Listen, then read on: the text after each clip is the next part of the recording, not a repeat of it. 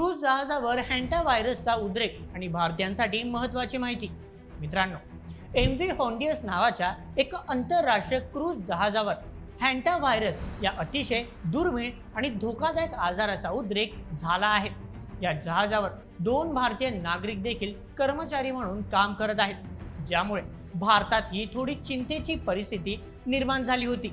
परंतु जागतिक आरोग्य संघटना WHO आणि भारतीयाच्या national institute of virology NIV च्या प्रामुख्याने स्पष्ट केले आहे की भारतीयांनी याला घाबरून जाण्याची कोणतेही कारण नाही आणि भारताला सध्या यापासून कोणताही सार्वजनिक धोका नाही. आजच्या या सविस्तर विशेष बातमीत आपण हॅन्टा व्हायरस काय आहे, अँड्री स्ट्रेन इतकं चर्चेत का आहे, जहाजावर नेमकं काय घडलं आणि भारताची यासाठी काय तयारी आहे याची अतिशय साध्या आणि सोप्या मराठीत माहिती घेणार आहोत. तर मग सुरुवात करूया आजच्या व्हिडिओला. या संपूर्ण प्रकरणाची सुरुवात एप्रिल महिन्याच्या सुरुवातीला झाली. एम व्ही हॉन्डियस हे नेदरलँडच्या ध्वज असलेल्या एक मोठे क्रूझ जहाज दक्षिण अमेरिकेतील अर्जेंटिना येथून अंटार्क्टिकाच्या प्रवासाला निघाले होते. या जहाजावर सुमारे 150 प्रवासी आणि कर्मचारी उपस्थित होते. मात्र या निसर्गरम्य प्रवासात एका जीवघेण्या विषाणूने प्रवेश केला. चला या आजाराचा घटनाक्रम समजून घेऊया. सर्वप्रथम 6 एप्रिल 2026 जहाजावरील एका पुरुष प्रवाशाला अचानक ताप आला आणि त्याला प्रचंड डोकेदुखी सुरू झाली. द्वितीय 11 एप्रिल 2026 या प्रवासाची प्रकृती अत्यंत वेगाने खालावली आणि दुर्दैवाने जहाजावरच त्याचा मृत्यू झाला. तृतीय त्यानंतर काही दिवसांनी हे जहाज सेट अलेना बेटावर थांबले. तिथे या मृत प्रवाशाच्या पत्नीलाही याच आजाराची लक्षणे दिसू लागली. तिला तातडीने उपचारासाठी दक्षिण आफ्रिकेतील जोहान्सबर्ग येथे नेण्यात आले. चौथं 26 एप्रिल 2026 जोहान्सबर्गमध्ये उपचार घेत असताना त्या महिलेचाही मृत्यू झाला. प्रयोगशाळेतील PCR तपासणीत तिला हॅन्टा व्हायरसची लागण झाल्याचे निष्पन्न झाले. यानंतर एका तिसऱ्या प्रवाशाला एसेन्शन बेटावरून वैद्यकीय कारणास्तव दक्षिण आफ्रिकेत हलवण्यात आले, जो सध्या अतिदक्षता विभागात ICU मृत्यूशी झुंज देत आहे. 2 मे 2026 या आजाराने जहाजावरील 4थ्या रुग्णाचा मृत्यू झाला. याच दिवशी जागतिक आरोग्य संघटनेला या गंभीर परिस्थितीची अधिकृत माहिती देण्यात आली. आतापर्यंत या जहाजावर एकूण 8 जणांना या आजाराची लागण झाल्याचे समोर आले आहे. यापैकी 5 जणांना हॅन्टा व्हायरस असल्याची अधिकृत पुष्टी झाली आहे, तर 3 जणांना लागण झाल्याचा संशय आहे.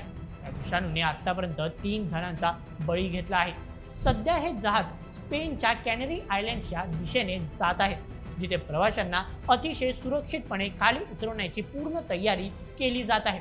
कोरोना महामारीचा अनुभव पाहता जगात कोणत्याही नवीन व्हायरसचे नाव आले की लोकांच्या मनात भीती निर्माण होणे साहजिकच आहे.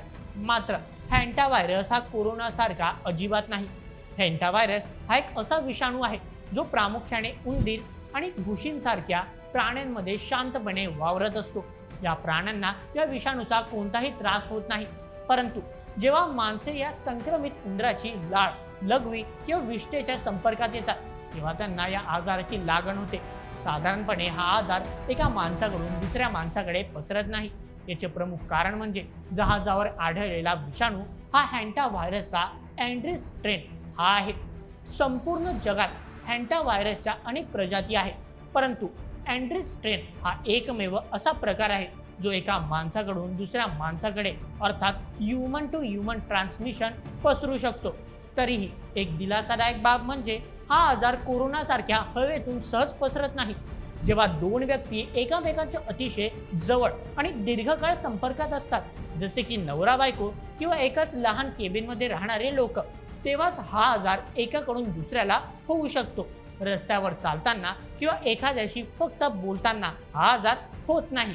या आजाराची सुरुवात साध्या फ्लू सारखी होते. सुरुवातीला अचानक ताप येणे, अंगदुखी, डोकेदुखी, थकवा, मळमळ आणि उलट्यांचा त्रास होतो. त्यामुळे सुरुवातीच्या काळात डेंग्यू किंवा सामान्य ताप असल्याचा समज होऊ शकतो. पण काही दिवसातच हा विषाणू थेट फुफ्फुसांवर हल्ला करतो. फुफ्फुसांसारखे पाणी साचते, रुग्णांचा रक्तदाब अचानक कमी होतो आणि श्वास घ्यायला प्रचंड त्रास होतो. वैद्यकीय भाषेत या गंभीर स्थितीला हॅन्टा व्हायरस कार्डिओपल्मोनरी सिंड्रोम HCPS असे म्हणतात. सर्वाधिक चिंतेची बाब म्हणजे या आजारात मृत्यूदर तब्बल 30% ते 50% इतका जास्त आहे. म्हणजेच लागण झालेल्या 100 पैकी 30 ते 50 लोकांचा जीव जाऊ शकतो. यावर सध्या कोणतीही निश्चित अँटीव्हायरल औषध किंवा लस उपलब्ध नाही. रुग्णांना अतिदक्षता विभागात ठेवून व्हेंटिलेटर आणि इतर जीवनरक्षक प्रणालीद्वारेच उपचार केले जातात. या आंतरराष्ट्रीय संकटात भारताचा थेट संबंध आला, कारण एमव्ही होंडियस जहाजावर 2 भारतीय नागरिक कर्मचारी अर्थात क्रू मेंबर्स म्हणून कार्यरत आहेत.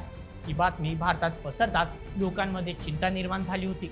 परंतु केंद्रीय आरोग्य मंत्रालयाच्या अधिकृत सूत्रांनी दिलेल्या माहितीनुसार हे दोन्ही भारतीय नागरिक सध्या पूर्णपणे सुरक्षित आहेत. त्यांच्यामध्ये हॅन्टा व्हायरसची कोणतीही लक्षणे दिसून आलेली नाही. आंतरराष्ट्रीय आरोग्य नियमानुसार IHR नुसार त्यांना सध्या वैद्यकीय निरीक्षणाखाली ठेवण्यात आले आहे आणि त्यांच्या सुरक्षेची पूर्ण काळजी घेतली जात आहे. 7 मे 2026 रोजी जागतिक आरोग्य संघटनेचे WHO चे महासंचालक डॉक्टर टेड्रोस अधानोम घेब्रेसस यांनी एक विशेष पत्रकार परिषद घेऊन या पूर्ण घटनेची सविस्तर माहिती दिली. डॉक्टर टेड्रोस यांनी स्पष्ट केले की ही एक अत्यंत गंभीर घटना असली तरी जागतिक स्तरावर या आजाराचा सार्वजनिक धोका अतिशय कमी अर्थात लो रिस्क आहे. भारतातील नागरिकांनी या घटनेमुळे घाबरून जाण्याची कोणतीही गरज नाही. 8 मे 2026 रोजी Indian council of medical research ICMR अंतर्गत येणाऱ्या नॅशनल इन्स्टिट्यूट ऑफ व्हायरोलॉजी चे संचालक डॉक्टर नवीन कुमार यांनी भारतीयांना आश्वासित केले आहे की डॉक्टर नवीन कुमार यांच्या मते जहाजावर आढळलेले हे रुग्ण अत्यंत मर्यादित आहेत आणि सध्या भारताला यापासून कोणताही तात्काळ सार्वजनिक आरोग्य धोका नाही. आजाराचा सामुदायिक प्रसार अर्थात कम्युनिटी स्प्रेड झाल्याचा कोणताही पुरावा नाही. जरी हा आजार भारतात पसरत नसला तरी आरोग्यविषयक जागरूकता आणि स्वच्छता नेहमीच महत्त्वाची असते.